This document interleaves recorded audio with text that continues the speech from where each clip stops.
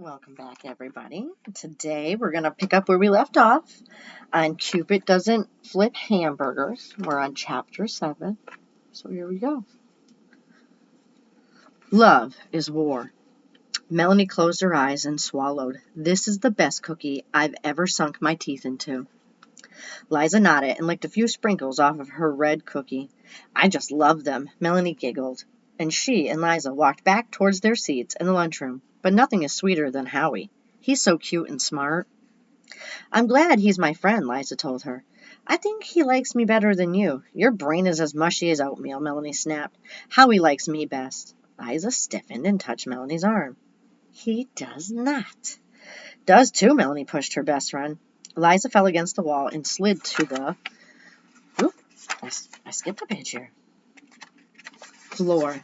Look what you did, Liza shrieked. It's your own fault, Melanie yelled. The rest of the kids in the cafeteria fell silent. Melanie and Liza had been best friends since kindergarten. They hardly ever had fights. Howie and Eddie stared at Liza and Melanie. What's gotten into them? Eddie asked. Howie shrugged. We'd better help them out. If Mrs. Jeepers finds out they were fighting, she'll send them to the principal Davis's office. You know, her new boyfriend, if you remember correctly. Howie and Eddie rushed across the crowded cafeteria. Without thinking, Howie held out his hand to help Liza up. Liza smiled sweetly and batted her eyelashes. Then she gently placed her hand in Howie's. See, she told Melanie, Howie likes me best. Howie's mouth dropped open. And his face turned as red as the sprinkles on Miss Rosenblum's cookies. I never said that, Howie sputtered. Liza squeezed his hand and winked. It's okay, Howie. I like you too. Howie pulled his hand away and took 3 steps back. What's wrong with you, Liza? He asked. Are you sick? Eddie stepped between Liza and Liza and Howie. Liza's sick, all right. Lovesick. And not, Liza blurted. Melanie's the one who's sick. She thinks Howie likes her better than me. Tell her the truth, Howie. Howie looked at Liza, then at Melanie. If he said he liked Liza, Melanie would get mad. If he said he liked Melanie, Liza would get upset, and her nose would bleed. I like you both, he finally admitted. We're friends. You can't like us both, Melanie snapped. You have to pick who you like best. She put her hands on her hips and waited. Eddie grabbed Howie's elbow and pulled him away. Don't say a word, he warned. Thanks to Mrs. Rosenblum's love potion, Baliey Elementary is on the brink of a war. I don't think he's wrong there. 8. Cupid's Cure. Here comes Carrie, Howie warned Eddie. The 2 boys had fled the cafeteria and were sneaking to their classroom. They ducked into the gym before Carrie spotted them. Now do you believe Mrs. Rosenblum is Cupid? Eddie asked. And that she invaded Baliey Elementary armed with love potion cookies. I do. Howie didn't want to admit that Eddie was right, but he was still shaking from Liza and Melanie's fight. But where are Cupid's arrows? I figured it out, Eddie said. Instead of shooting people with arrows, Mrs. Rosenblum is sticking them with those silly heart buttons. She only gives them to victims who eat one of her special cookies. All we have to do is stay away from people with those buttons. We can't run from everyone with those buttons for the rest of our lives, Howie said. Of course not, Eddie told him. Just until school is over today. Then what will we do? Howie asked. Carrie is hunting you down like a cat hunts mice, and I'm about to lose 2 friends. And if Miss Jeepers gets her fangs into Principal Davis, we'll really be doomed. Can you imagine Dracula for a principal? We have to figure something out soon. So he says that because in one of the other books, I know I'm reading these out of order.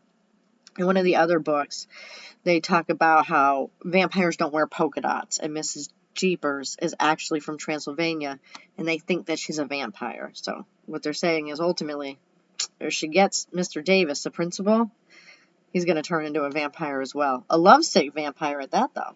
So, might be interesting. All right. We'll have to figure something out soon. We'll go to my house after school to work on a cure for Mrs. Rosenblum's love disease, Eddie decided. Howie moaned and checked to see if Carrie was gone. What will we do if the cure doesn't work? That's a good question. What do you do? It has to work, Eddie said slowly. Our happiness depends on it. For the rest of the day, Howie and Eddie avoided anyone wearing heart buttons. It wasn't easy to do. It seemed like half the school was wearing them. During social studies, Carrie tried to pass Eddie a love note, but Eddie just knocked it on the floor. Liza and Melanie snapped at each other during science, and Howie thought they were going to start fighting. Oh. As soon as school was dismissed, Howie and Eddie scooted out the door and raced down Delaware Boulevard towards Eddie's house. Eddie's grandmother was in the kitchen. She was famous for her creative casseroles, and she liked to whip up things using unusual ingredients. She looked at Eddie and Howie when they slammed the back door. "Grandma," Eddie panted, "you've got to help us." Eddie's grandmother tapped the spoon on the side of the bowl. "What's wrong? Are you in trouble again?" "Big trouble," Eddie admitted. "But this time it's not my fault." "That's the truth," Howie added. "It's Liza and Melanie. And Carrie and—" "Slow down," Eddie's grandmother interrupted, and showed the boys a heaping plate of sugar cookies. "Have a snack, and then we'll talk about this horrible girl problem." She's joking. She knows. Eddie's face turned the color of milk, and Howie held up his hands. "No way," Eddie snapped. "We've had enough cookies to last us a lifetime." "Well, I'm glad to hear that," Eddie's grandmother laughed. "I guess what they say is true." "What's true?" Howie asked. "That rhymes about girls and boys," Eddie's grandmother said matter-of-factly. "Sugar and spice and everything nice." "That's it," Eddie yelped before his grandmother could finish. "I've got the answers." 9. Pucker power. That sounds weird, right? Not just me. "Can Howie and I use the kitchen to make something?" Eddie asked his grandmother. "You're not going to make a bomb or poison, are you?" his grandmother asked. "No," Eddie shook his head. "Just some cookie dough." "All right," she said, "but don't make a mess." Eddie's grandmother wiped her hands on a kitchen towel and went into the laundry room. Before long, the boys heard her humming as she ironed clothes. "What does sugar and spice have to do with a cure for Mrs. Rosenblum's love potion?" Howie asked. "Grandma says that rhyme all the time." "Here's the rhyme. It's sugar and spice and everything nice. That's what little girls are made of.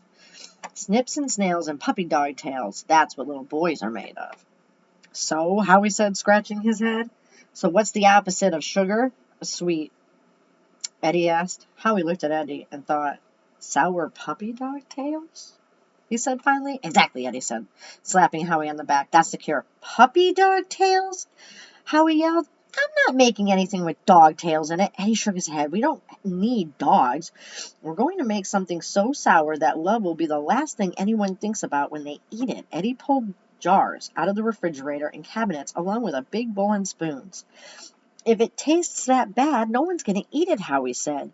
"You just help me make it," Eddie explained. "I'll take care of getting them to eat it." I think the boys are going to pull a fast one on the girls. Howie shrugged his shoulders and reached for a bottle. It was vinegar. He poured half the bottle into Eddie's big bowl. "Vinegar is disgusting. I tasted it one time," Howie said. "That's the spirit. That'll give it pucker power," Eddie said. "Let's start mixing." Howie stirred the ingredients while Eddie dumped in one thing after another. He added lemon juice, garlic powder, and black pepper. "It's too runny," Howie said. "We need something to make it stick together." Eddie nodded and looked inside the refrigerator. He pulled out the mustard, after half emptying the jar into the bowl. Eddie said, "That looks like cookie dough to me. We can add it to Mrs. Rosenblum's batter, and she will never know the difference." "No, she'll know. This stuff is bright yellow, and her cookies are red." "This would make me turn orange," Howie said. "I can fix that," Eddie said. He whipped a big container out of the refrigerator and squeezed it. The bowl quickly filled with bright red ketchup. Howie stirred and stirred until the mixture was solid red. Howie and Eddie looked in the bowl and smiled. "Perfect," they said together. Chapter 10. Hand in the Cookie Jar. Before school the next morning, Eddie and Howie met under the big oak tree. "Did you bring it?" Howie asked. "Yeah," Eddie said, patting his backpack. "I had to tell Grandma it was a science project to get it out of the house." "It is an experiment," Howie said. "I just hope it works." The two boys quickly walked into the building and straight to the lunchroom. "Mrs. Rosenblum is in there," Eddie hissed as they peeked into the kitchen. The two boys saw the red-dressed cook sitting at the counter, making heart-shaped sandwiches. Behind her was a big bowl of cookie dough. As the boys were watching, Mrs. Rosenblum started singing, very loudly and off-key. "I love Valentine's Day." Eddie giggled. "I wish she'd quit that racket. She's hurting my ears." My love is higher than the highest mountain, Mrs. Rosenbloom bellowed as she added cheese to the sandwiches. She belongs high on a mountain, Eddie said, like way in the clouds. Let's forget the whole thing, Howie whispered. We'll never be able to sneak past her. She's singing so loud she'll never hear me. Just watch, Eddie said, pulling a big plastic bag from his backpack. Then he dropped to the floor and started crawling, holding the bag with his teeth. He crawled until he was right behind Mrs. Rosenbloom. Very slowly, Eddie stood up and dumped his anti-love potion into the big bowl of cookie dough.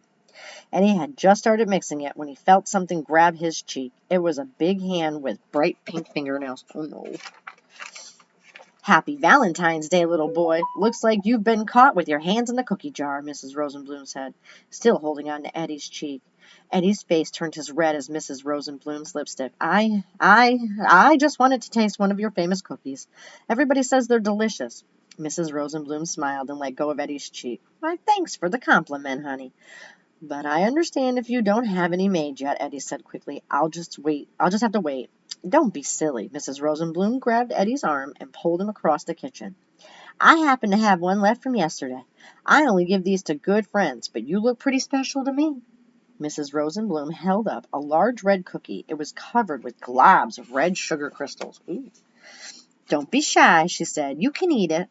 Eddie opened his mouth to say no, thank you. But he didn't get a chance. As soon as he opened his mouth, Mrs. Rosenbloom stuck the cookie in. Yum, Eddie said with his mouth full. This is delicious. While Eddie was busy chomping on the cookie, Mrs. Rosenbloom quickly put a heart button onto his shirt. You're all ready for Valentine's Day, Mrs. Rosenbloom said. Run along now. Eddie met Howie back out in the hall. Did you have to eat a cookie? Howie squealed. I didn't have a choice, Eddie complained. Besides, I'm too tough for a love potion to work on me. I hope you're right, Eddie said, because here comes Carrie. So we're going to stop. We'll pick back up on chapter 11 and find out what happens.